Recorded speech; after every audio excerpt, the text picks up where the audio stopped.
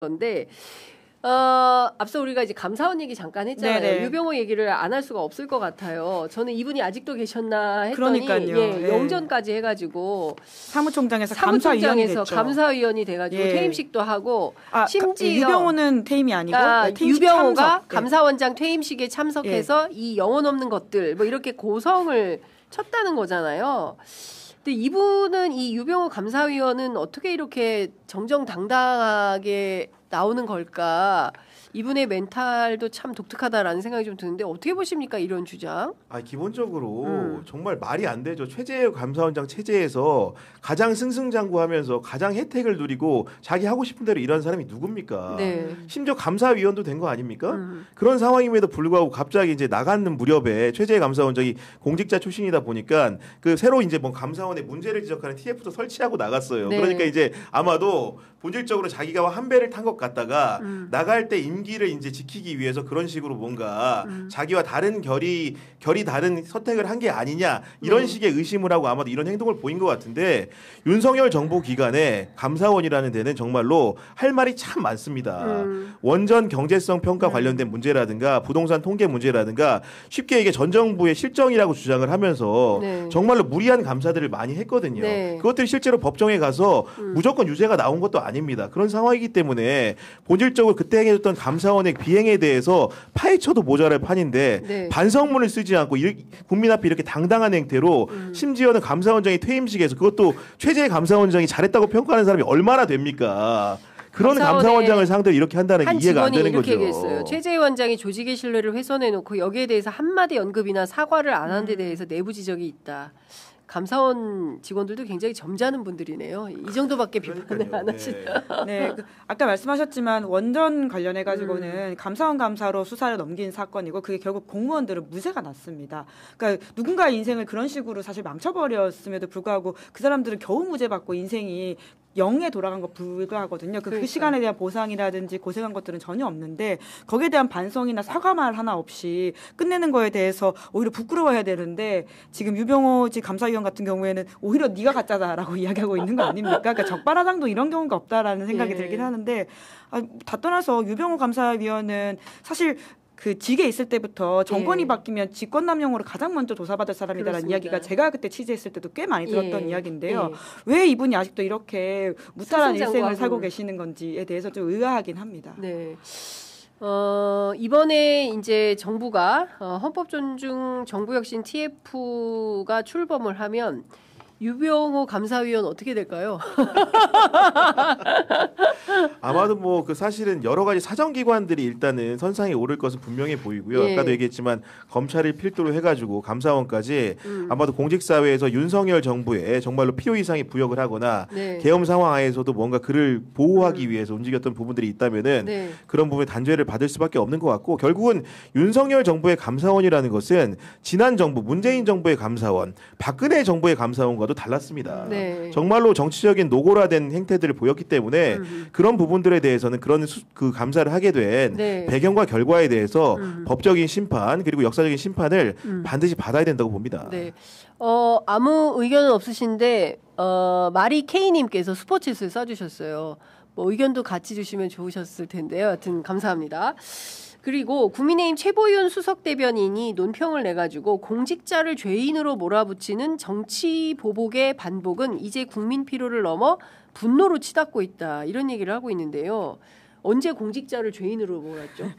찔리는 사람이 있는 건가? 아니 근데 방금 우리가 한 얘기 같다 그러면은 지난 정부에서 감사원을 동원해서 국토부 공무원들 괴롭히고 산업부 공무원들 괴롭힌 거는 죄인 취급 안 하고 뭐 예를 들면 무죄 추정의 원칙으로 조사했습니까? 그래서 수사 의뢰하고 검찰에서 기소했습니까?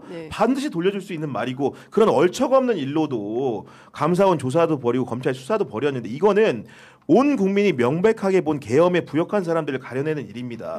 그런 공직자를 우리가 국민들이 믿고 신뢰하고 따를 수 있겠습니까? 그렇습니다. 그런 사람들을 거르자는 것에 대해서도 죄인 취급 운운한다는 것은 말도 안 됩니다. 아니 생각해보면 이 윤석열 정부 시작하자마자 전 정권 수사 감사 때문에 일을 할 수가 없다. 그래서 세종시 공무원들이 술렁술렁거린다. 카페에 가면 전부 그 얘기만 하고 있고 이 윤석열 정부의 특징이 있으니 첫 번째는 반드시 연필을 사용한다. 기록을 남긴다. 기록을 예. 네. 그리고 누가 시킨 건지 누구의 요구로 결제를 한 건지 그리고 다 비망록이 있다. 예. 왜냐하면 지난 여름에 시켜서 한 것에 대해서 혹여라도 문제가 생겼을 때 반박하는 논리로 비망록을 다 쓰고 있다. 이 두 가지 특징을 제가 취재할 때 들었어요. 그렇게까지 탈탈 털었던 윤석열 정권에서 감사로 피해본 분들이 있는 겁니다.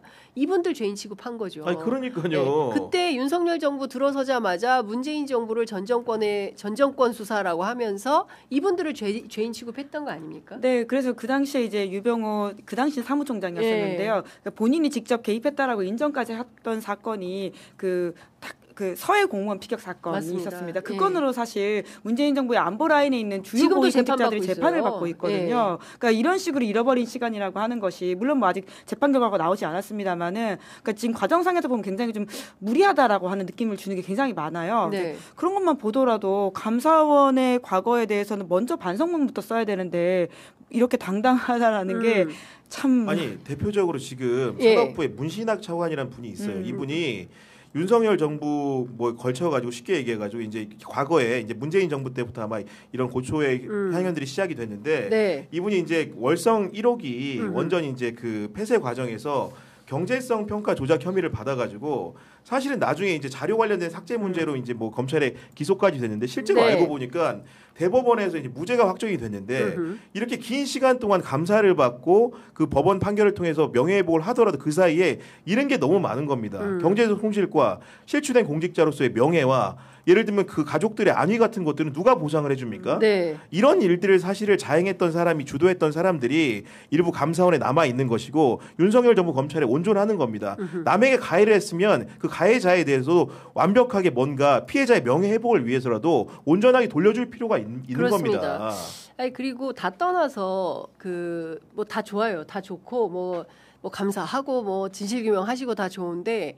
12.3 비상계엄 내란에 부역했던 사람들을 그냥 지나칠 수는 없는 거 아니겠습니까? 그러니까 그게 사실 핵심이라고 예. 저도 생각을 하는데요. 예. 이번에 추가로 윤석열 씨 기소된 이적죄를 보더라도 예. 정말 이 나라를 어디로 끌고 가려고 했는지에 대해서 다시금 좀 분노하게 되는 여인형 지점들이 메모 있더라고요. 보십시오. 예. 그러니까 그 전쟁의 일상화라고 하는 그 어떤 진짜 예, 드론. 그러니까, 드론 관련해 가지고 계속 도발을 일상화시키겠다라고 하는 이야기고 북한한테 뭔가 군사 회담을 제안하고서는 그 뒤에서 뒤통수 치겠다는 식의 내용도 있을 뿐만 아니라 그러니까 최소 미니멈이 안보 위기고 최대치는 노아의 홍수라고 쓰여 있습니다. 그런 것만 보더라도 이들이 핵책했던 계획이라고 하는 것이 굉장히 끔찍한 이야기거든요. 이 내란이 결국 헌법재판소로 가가지고는 위헌이라고 결정이 났습니다. 네. 그 위헌의 결과로 윤석열 씨가 파면이 됐습니다. 그러니까 공무원을 더 이상 할 수 없다라는 거거든요. 그렇습니다. 그러면 그것에 대해서 도움을 줬던 공무원들에 대해서는 당연하게 그에 따른 대가를 치르게 하는 것이 사실 너무 늦은 정의라는 생각이 들기도 하고요. 근데 이게 무슨 뭐 고위 공무원들을 탈탈 털어가지고 어떻게 하겠다라고 하는 건지 그 진짜 역으로 뭐 어디 찔리시는 건가라는 생각이 들기도 하네요.